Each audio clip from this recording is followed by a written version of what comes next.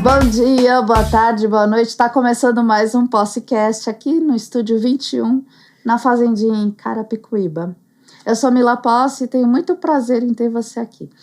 Se você se interessa por arte, cultura e entretenimento, você pode patrocinar o podcast. Agora a gente está inscrito na Lei Rouanet de Incentivo à Cultura. Fale comigo e a gente vai fazer um planejamento bem legal para você estar aqui junto comigo. E as vantagens são enormes, tem várias categorias de parceria.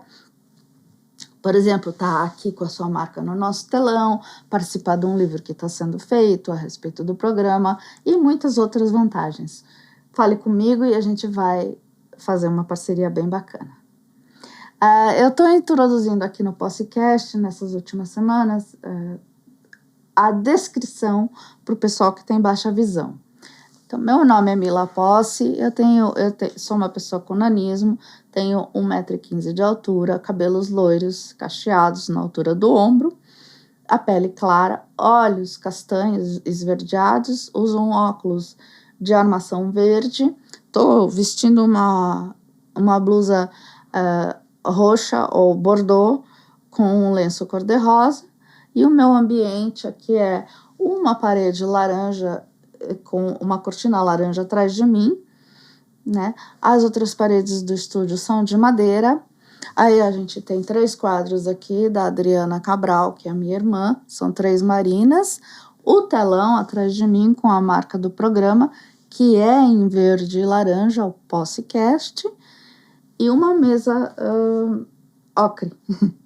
Aqui ao meu lado eu tenho uma pessoa muito simpática que eu conheci hoje, e a gente já estava rindo aqui, eu já estava falando com o meu produtor, por que não gravou antes as histórias incríveis que a Rosa Elvira Berhoff.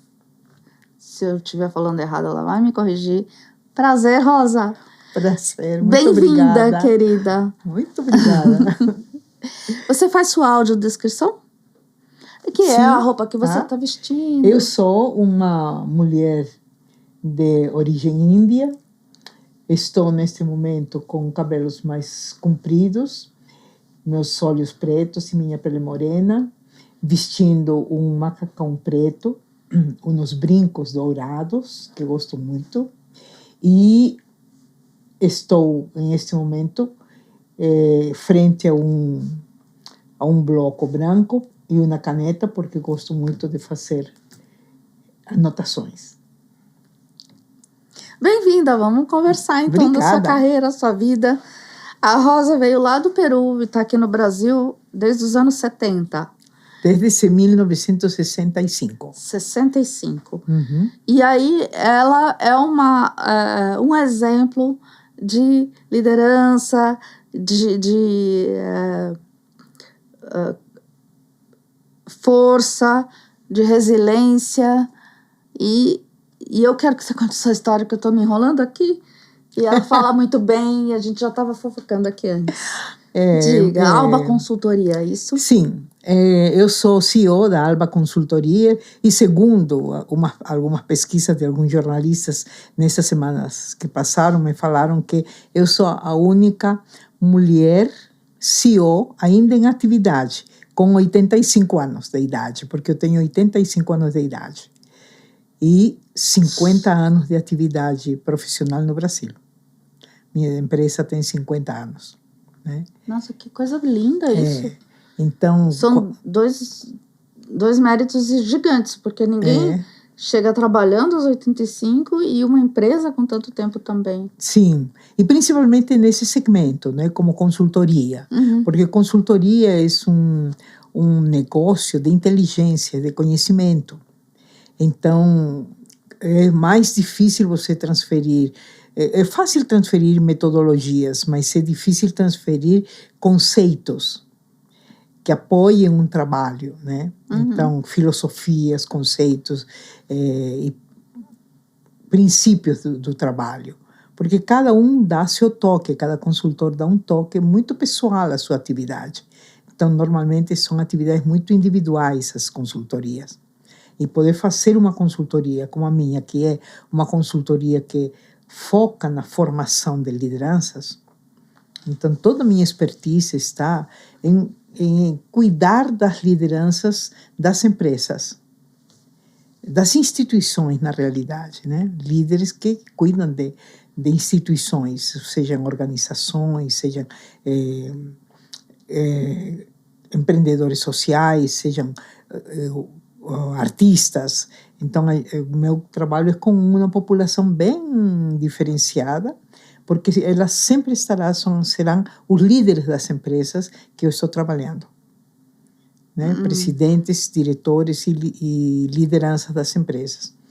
Então, isso é um orgulho para mim ter conseguido formar, sabe, muita gente, e eu digo formar, não no sentido de fazer um líder, é ajudar nessa formação da liderança, e ajudar na formação da liderança como pessoa, principalmente, porque é muito importante a pessoa do líder.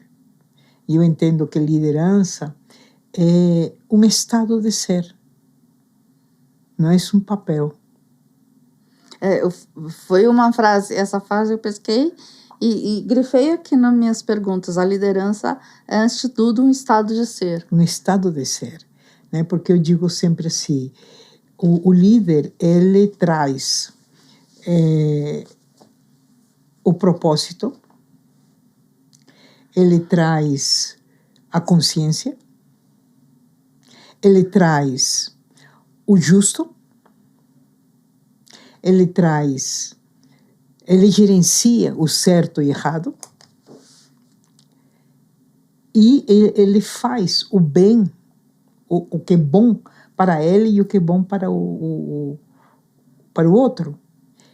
Então, para isso, evidentemente, ele se habilita, ele desenvolve talentos e virtudes ou capacidades. Para isso, ele utiliza ferramentais. Né? Para isso, ele cumpre alguns papéis, como ser um educador, como ser um condutor, como ser um responsável por um papel de chefia e de condução, de direção. Mas, essencialmente, o que vai valer é o estado dele, é como ele está. E hoje, se a gente olhar para o mundo, nós estamos em grande questionamento sobre esse papel das lideranças, de quanto de ética esses papéis contêm hoje. Né? E quanto de ética está se exercitando nessas figuras chamadas líderes. Então, eu enfatizo muito essa questão da pessoa do líder e do estado de ser desse indivíduo, para ele poder conduzir, liderar e poder se comprometer com as necessidades comuns, se comprometer com as necessidades do outro, se comprometer com as necessidades de um negócio. E eu digo comprometer-se com a necessidade.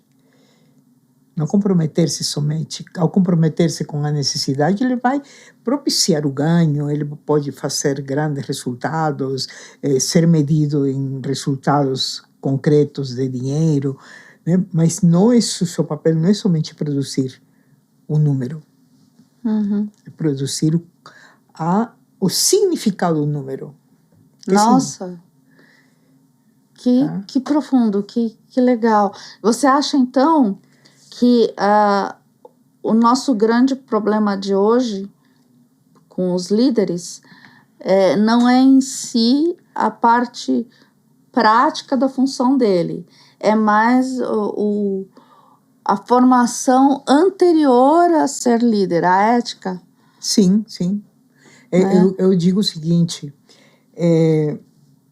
quando você exerce um papel em que te dão um poder, né, te descrevem o teu papel e te dão autoridade, te dão responsabilidades, e você diz assim, as responsabilidades de um líder, sim, pode estar ele na posição, numa estrutura, na posição superior.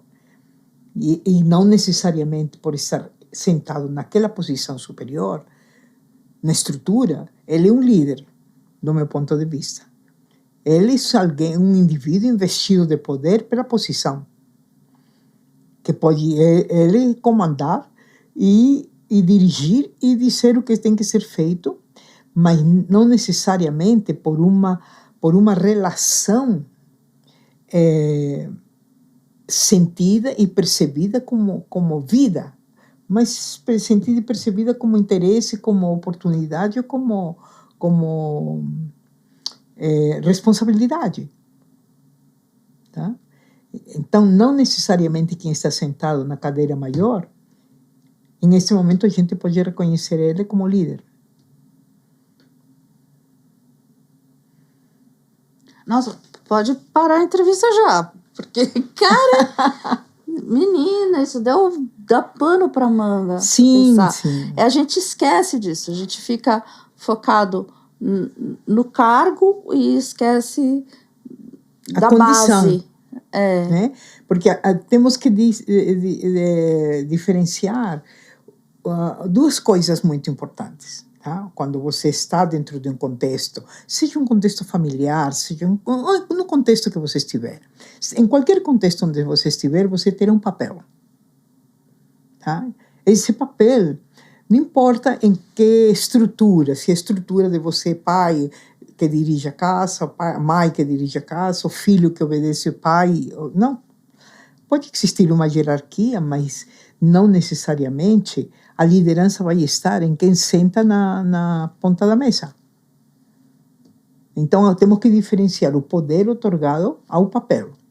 Você tem um poder que teu papel te dá automaticamente. Do que você é responsável? Eu sou responsável disso, disso, disso, disso.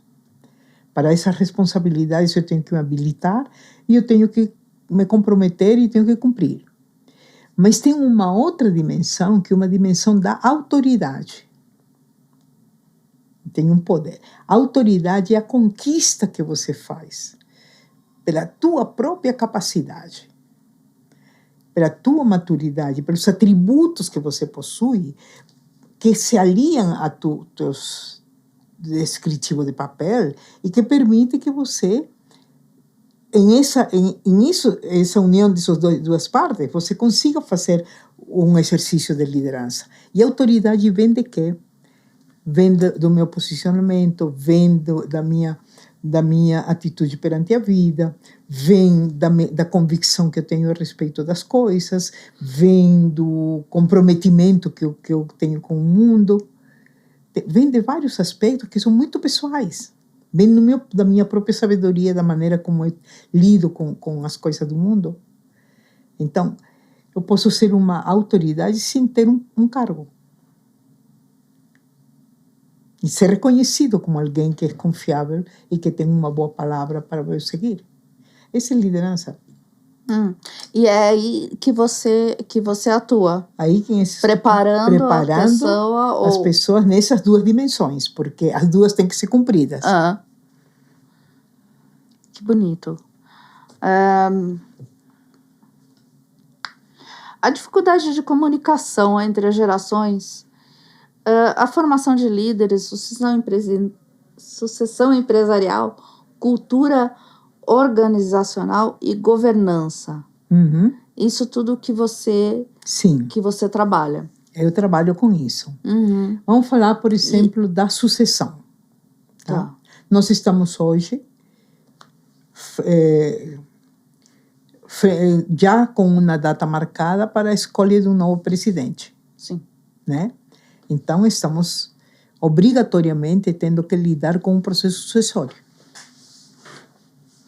Essa sucessão é um fenômeno natural, porque na natureza existe sucessão.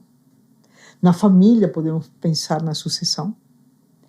Nas empresas é muito importante pensar na sucessão, porque quem garante, a nova geração garante a sustentabilidade do negócio?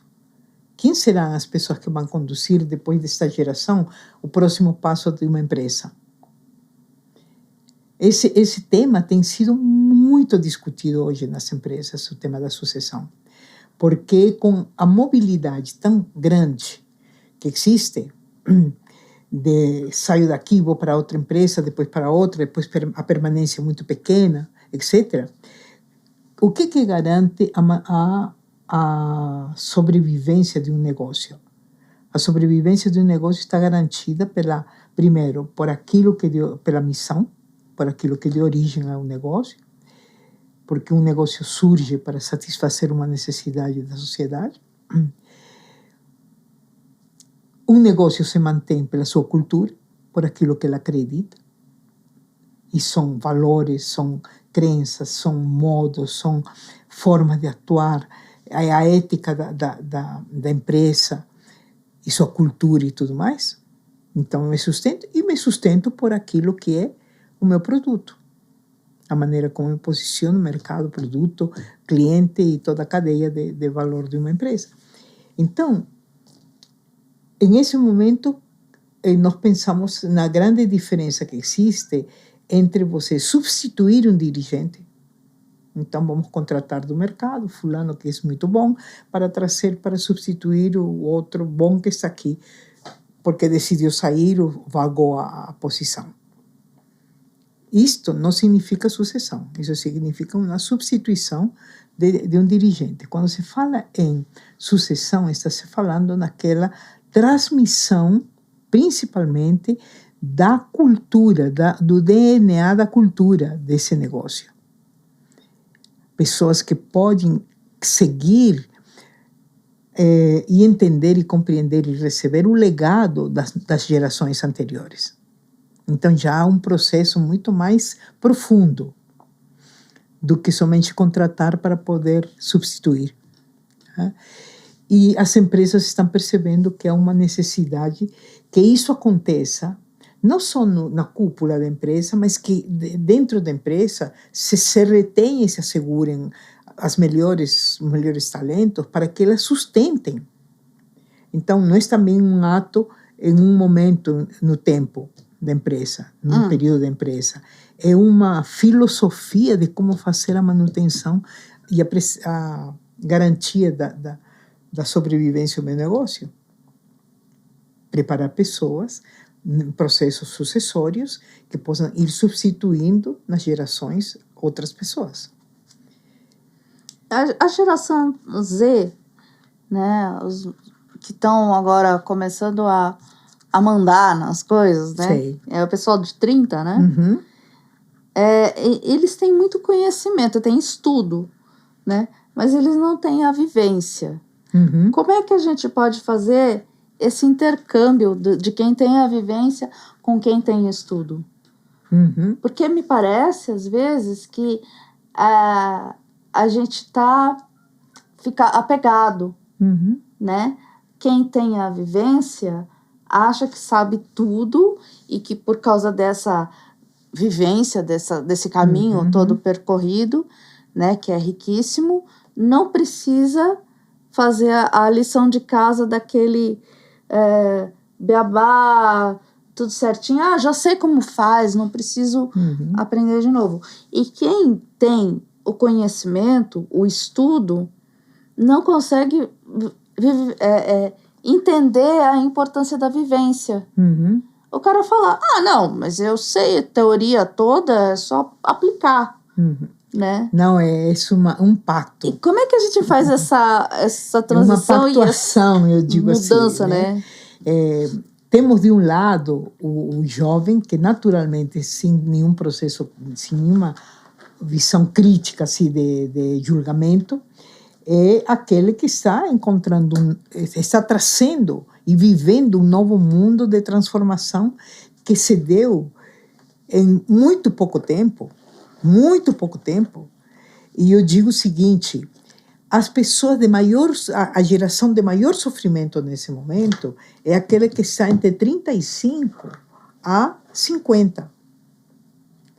Que é essa geração intermediária que viveu a transição, que está vivendo esse boom, né, de mudanças. Os que nasceram digitais e nasceram nesse momento, não tem. Desculpa. Não tem, pode ir. Desculpa. Tá? Podem fazer do jeito que eles aprenderam, mas se precisa alertá-los. E até desafiá-los para experiências. já que eles têm uma aceleração e têm uma bagagem de formação, eu posso utilizar isso como dentro das empresas para poder desafiar esses jovens. Porque esse jovem está buscando um desafio e um significado. 3 coisas eles buscam: um desafio, o significado do trabalho que eles fazem e um crescimento rápido. Uma evolução, eles perceberem que as carreiras deles não serão tão lentas quanto foram das gerações anteriores. Eu lembro de falarem que antigamente o valor era... aquele cara ficou tantos anos nessa empresa, ficou 30 anos na empresa.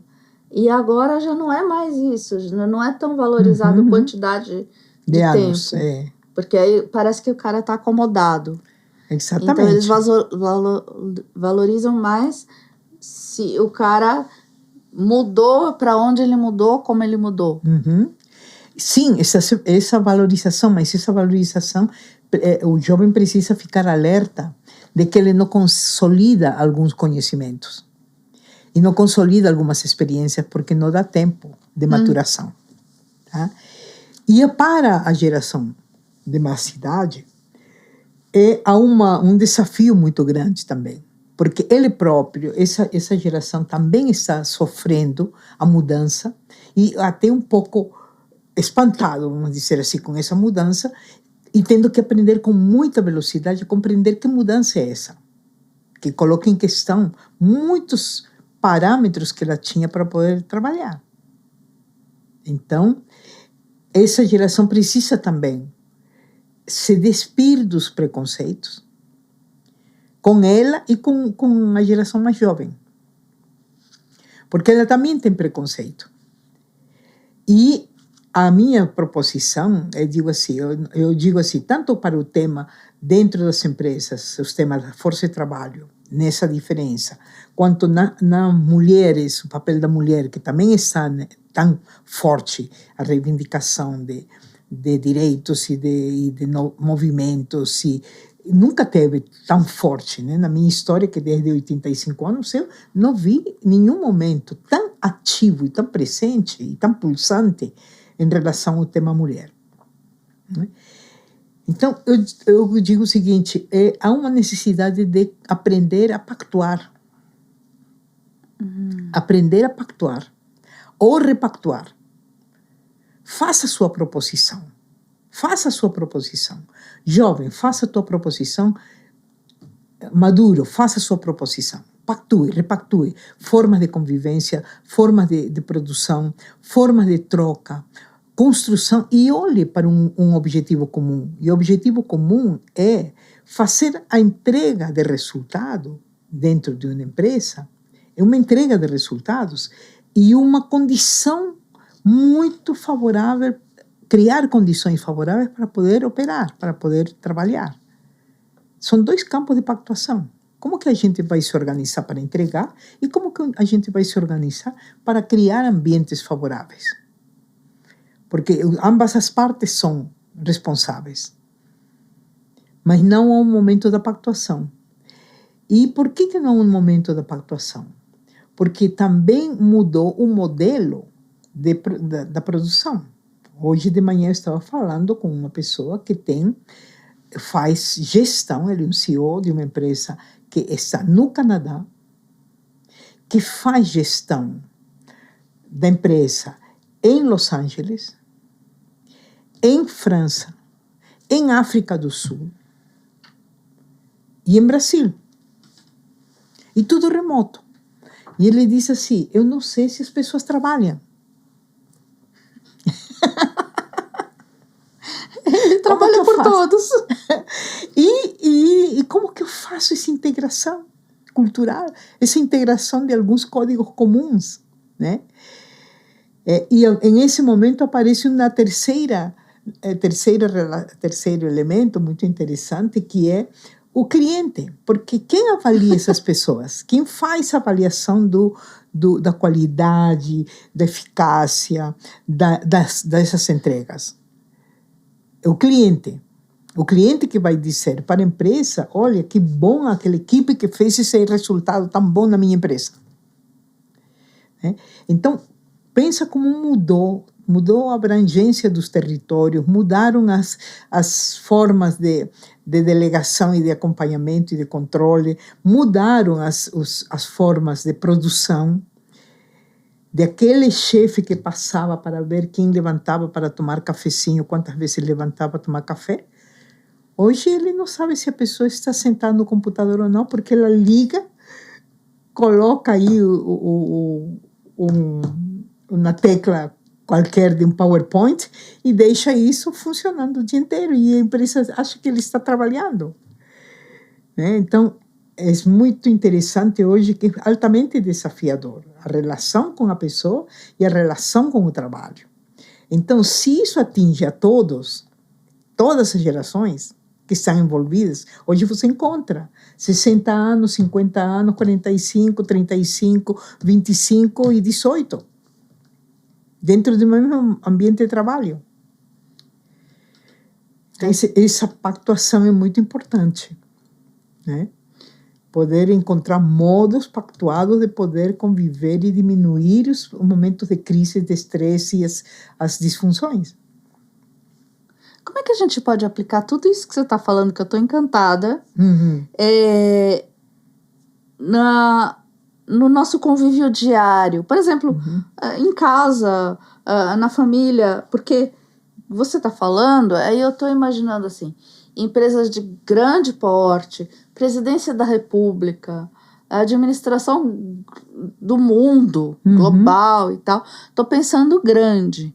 Mas como é que a gente pode aplicar todo esse conhecimento, essa expertise, em coisas pequenas, na relação ali com a família, ou um grupo pequeno, aí eu te digo uma o seguinte, escola? muitas vezes essa pergunta já me foi feita, e foi feita entre os próprios grupos.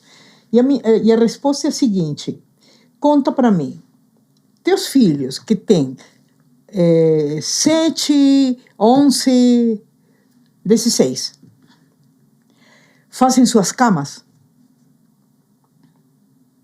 organizam suas roupas para a escola, lavam seu prato depois que terminam a comida? Como eles criam eficiência no funcionamento da sua família? Somente pactuando e reforçando o papel. Como que você delega para uma criança de 7 anos ser capaz de poder tomar seu banho próprio, organizar seu armário, cuidar de todos os materiais de estudo, controlar a sua agenda da classe que vem amanhã, as entregas do trabalho de casa, colocar sua mesa, pegar seu prato e lavar seu prato para poder deixar em cima da pia, escovar seus dentes e dormir. Não estamos disciplinando. Então, aí temos um tema de disciplina. Como tudo é muito rápido, parece que ninguém tem tempo, então precisa ter uma super mãe ou ter uma super ajudante que vai fazer isso para poder suprir todo mundo. Isso retira, na prática, e na prática rasa, bem funcional, retira uma série de compromissos e de comprometimentos. Tá? Então, essa é uma pergunta. Como que eu faço isso desde nesse cotidiano de casa? Vamos para outra dimensão. Vamos para uma dimensão comportamental. Então, aquela criatura na mesma idade que te estou falando tem alguns problemas comportamentais dentro da escola. Ou responde mal para um coordenador ou um professor, ou se encrenca com os amigos, ou faz bullying, ou tem comportamentos que não são, né? Quanto dessa criança é ensinada a pensar no seguinte: se aquilo que ele está fazendo é justo para ela, o que você está fazendo é justo para você? Não estou falando do outro ainda. Estou falando para ela. Como se você Se eu me comportei acha mal, que o seu comportamento está sendo justo para você mesmo. correto para você. Para você mesmo. O que estou fazendo é correto para mim? É bom para mim? É justo para mim? Então, como eu crio uma ética para mim mesmo? Entendi. Tá? E eu posso perguntar isso para meu filho e dizer: filho, isso que você faz é justo para você? E se Não, ele porque responder que sim? se ele responder Porque não sim, tem consciência. então seria justo para o outro fazer isso para o outro? E se eu fizer isso para o outro? Porque aí Por o exemplo, eu tô pensando agora naquele cachorro, não dá para tirar da cabeça. sim, O aquele caso que do foi orelha isso, e tal. Uhum. E aí todo mundo ficou revoltado, falando, qual que seria a condenação para essas pessoas, né? Faz o mesmo que fizeram com o cachorro. Prende o pai. E a gente tudo dando respostas emocionais. E aí eu parei e falei assim, eu acho que o erro não está aí. Agora que foi feito, tem que ter uma consequência. Mas por que foi feito? O que faltou? O pai não explicou que o cachorrinho sente isso de criança. Como dar essas noções, né? Então, é nesse sentido. É nesse sentido. Se o que você está fazendo de ir maltratar um animal é justo primeiro, para você? Se alguém viesse e maltratasse você ia achar certo? Ia ser certo. Então, esse processo, vamos chamar ele, de um processo crítico, de uma reflexão crítica. Isto hoje não se exercita. E você colocou uma coisa bem interessante, que é a questão da consequência. Né? Porque hoje muitas coisas são colocadas numa internet, são colocadas para disseminação, mas quem fez ou coloca não está atento à consequência. E se estivesse atento às consequências, estaria fazendo um ato criminoso. Se intencionalmente ele está fazendo isto para ter uma consequência negativa. Então, entra aí uma questão muito forte de ética, que pode ser trabalhada no dia a dia com todos os eventos que estão acontecendo, né? Mas que precisam de um bocado de reflexão crítica e dizer assim, espera ali, é justo isso? Eu publiquei no Dia das Mulheres. Essa é a pergunta principal. Fundamental. A partir daí... Fundamental. E eu disse o seguinte, nesse artigo que eu fiz para a mulher, um comentário sobre no Dia da Mulher. Eu disse assim, às vezes temos muitas palavras que nos enganam, enganosas. Por exemplo, falar para a mulher que é necessário empoderar a mulher. E empoderar, para mim, é um ato que vem de fora para dentro. Alguém tem que te empoderar. De quem que tem que me empoderar? Eu preciso, como mulher, alguém me empoderando?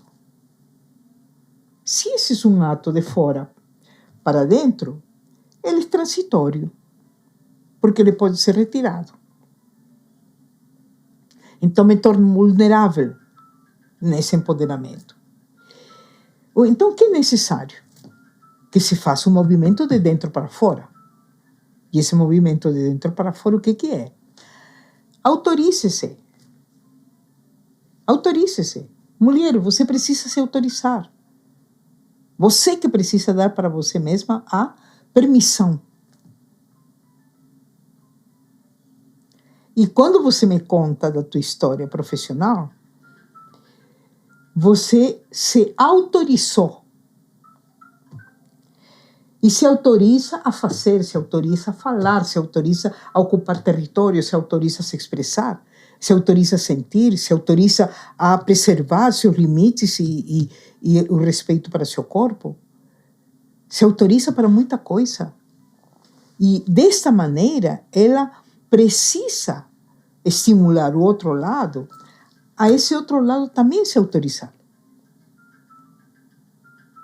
Eu penso que muitas vezes estamos assim, olhando como vejo a figura, né, quando penso assim, tudo que está acontecendo de violência contra a mulher e a sociedade ficando cada vez mais violenta nessa relação, mais ou menos a figura de um pai brigando com seu filho, rebelde.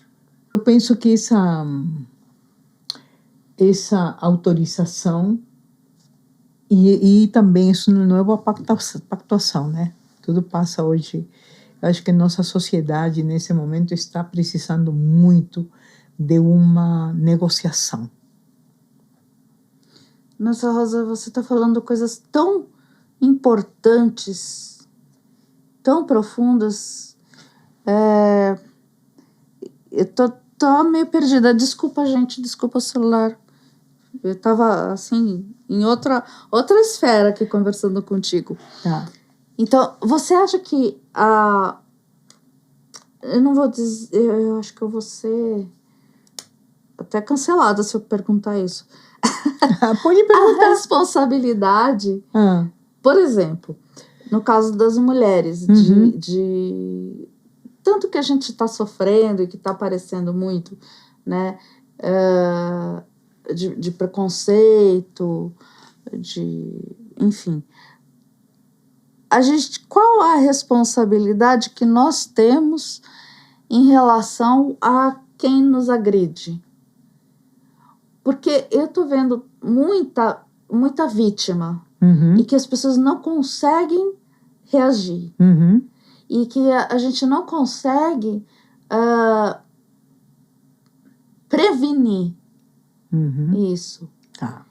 Então, qual o papel da mulher nessas relações tóxicas, Tá. né? Eu quero falar que quando você tem uma vítima, tá?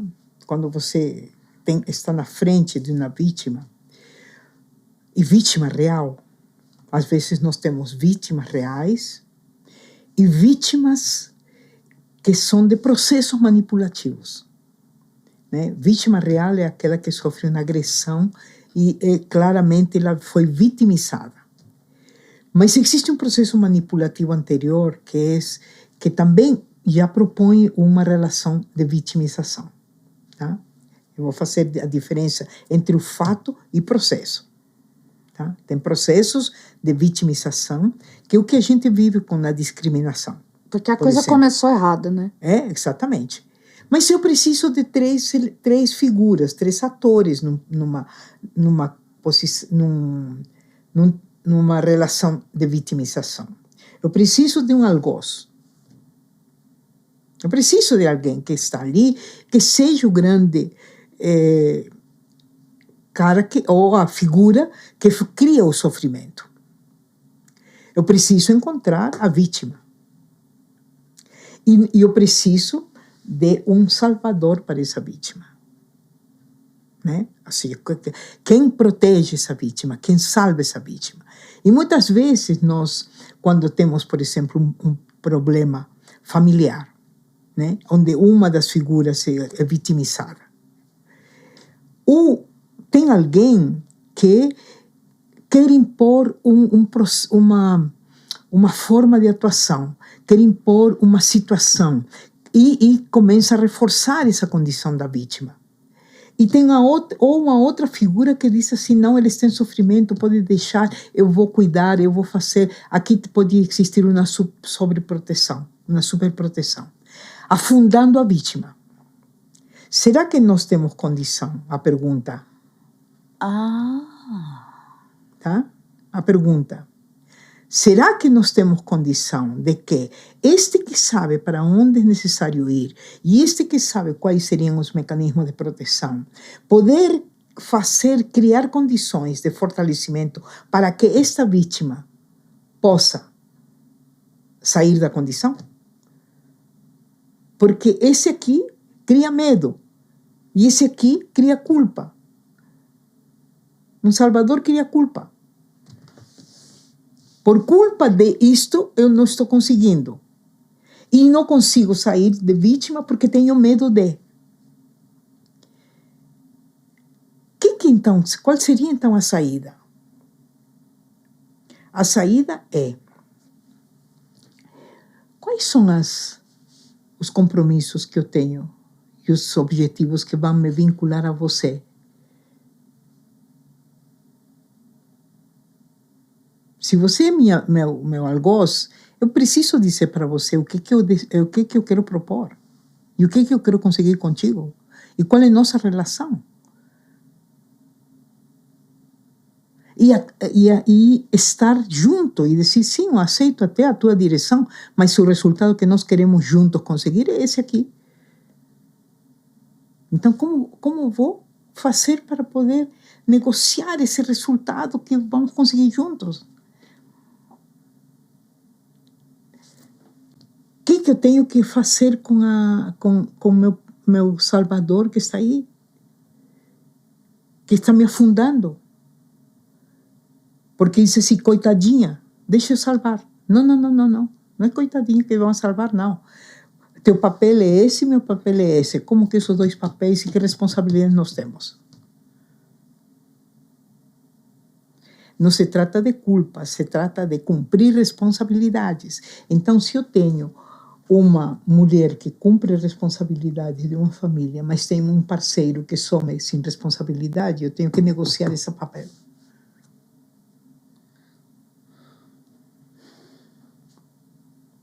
E como saio eu dessas duas figuras para me tornar eu vítima, me tornar inteira e proprietária de mim?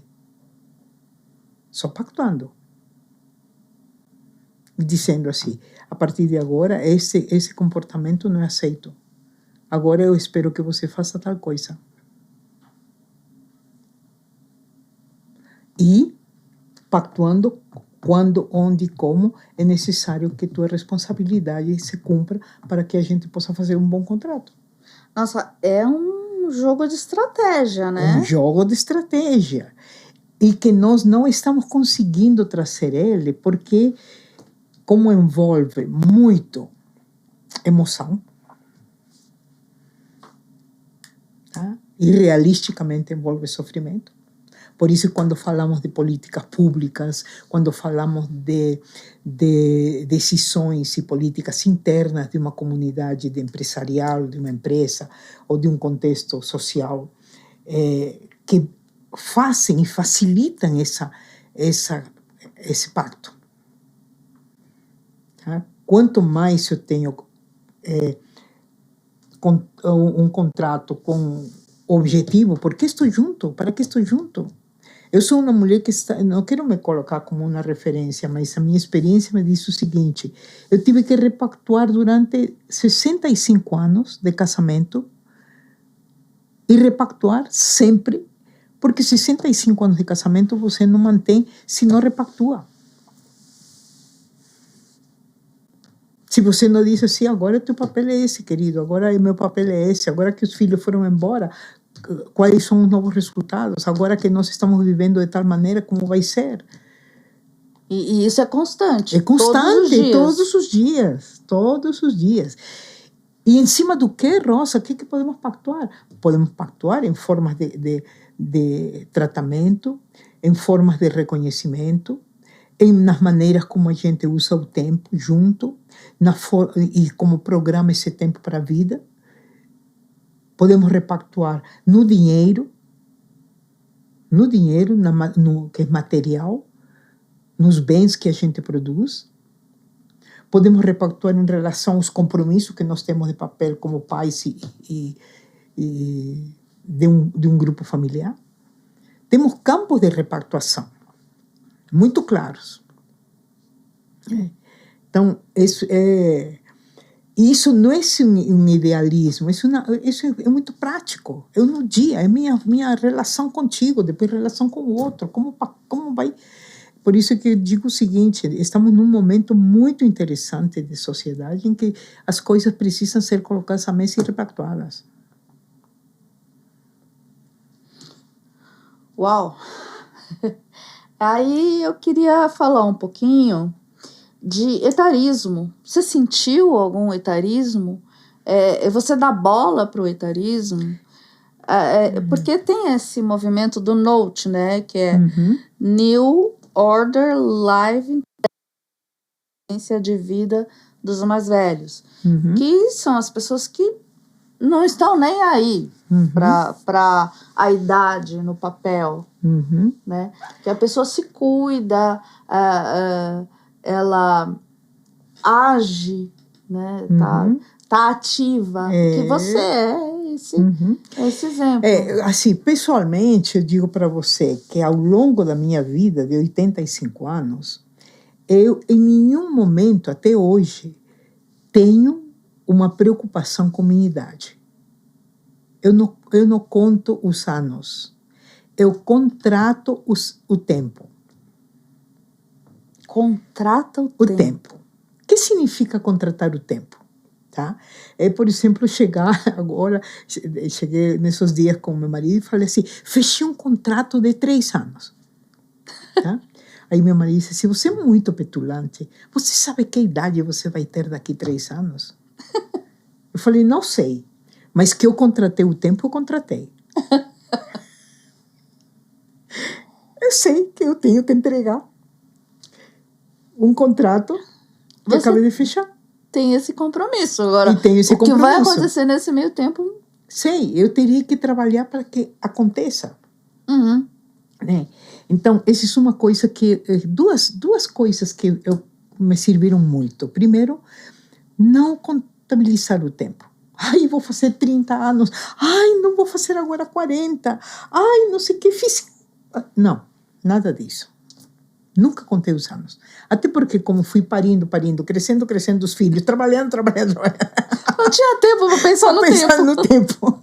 Ele foi acontecendo e organizando o tempo e tudo mais. Isso não quer dizer que eu não tenha planos, que eu não tenha desejos, que eu não esteja projetando coisa para mim, etc. Porque o tempo todo estou projetando. Né? Sem essa preocupação. Porque eu digo assim, existem 3 tipos de tempo. Um tempo diário de 24 horas, que se eu comparar o meu tempo de 24 horas com alguém que dirige uma empresa de 230 mil pessoas, ou aquele que está dirigindo um país em guerra, meu dia vai ser totalmente diferente dele. Totalmente diferente dele. Como ele vai preencher 24 horas? Se tuas 24 horas são minhas, se são tuas, se são do outro. Igualzinho. Então, esse é teu tempo concreto, teu tempo material, teu tempo físico. Estou ali, acordo, tomo banho, vou fazer o quê? E um tempo de meta. Um tempo de meta. Ou seja, minha meta é chegar aqui em tanto tempo. E essa meta me orienta e me diz assim, então, dedique seu esforço, sua energia, seu conhecimento para isso. Vai lá. Porque isso é o que você quer. Mas eu tenho um terceiro tempo. Tá? Um terceiro tempo. Que é um tempo que eu digo assim, um tempo que não tem tempo. Por quê? Porque é o tempo do teu estado desejado de vida. Teu estado desejado de vida diz assim, ai, Rosa, como que eu queria ser plena, queria ser autônoma, queria ser livre, queria ser não sei o quê. Vai produzindo uma série de eu gostaria. E está produzindo o quê? Um ponto de chegada, de qualidade, de significado de vida, de tudo isso. Esse é um outro tempo importante. Muitas vezes você pergunta, qual é o estado desejado da tua vida? Para onde você quer chegar? E a pessoa diz assim, não pensei nisso. Estou mergulhada no cotidiano dessas 24 horas. Tá? Minhas 24 horas vão ser super felizes se eu tenho esse ponto de chegada.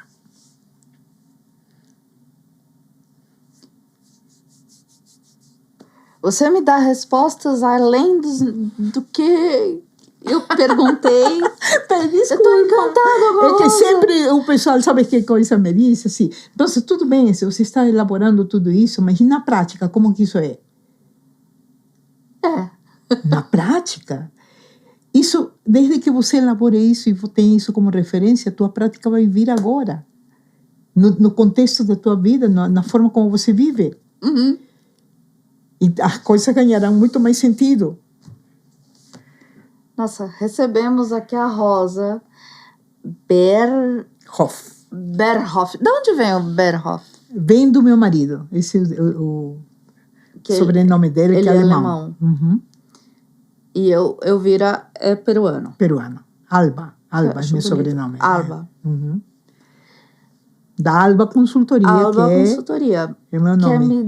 Quer dar os seus contatos? Sim. Seu Insta, por favor. Alba Consultoria Oficial. Esse é no Instagram. Alba Consultoria Oficial. Muito mais do que uma consultoria, é uma lição, uma filósofa, né? Uma lição de vida. Eu vou ter que ficar pensando em você agora. Vou pensar todos os dias no que você falou para tentar organizar e absorver essa riqueza de história que você tem para contar. E eu tô te pedindo agora, venha de novo. Eu venho. Porque Quando tem você muita me chamar. coisa. A gente começou o papo rindo aqui as gargalhadas com histórias ótimas. E aí você contou nem um décimo do que você tem para dizer. Muito obrigada. Estou emocionada, estou confusa, gente. Preciso pedir um café aqui, uma água, porque valeu a pena, gente. Muito obrigada. Obrigada, Rosa. Obrigada. Foi um encanto te ter aqui. Obrigada a você. Muito obrigada. Gente, até sexta-feira que vem com mais um podcast. Tá aqui a Rosa Berhoff. Obrigada.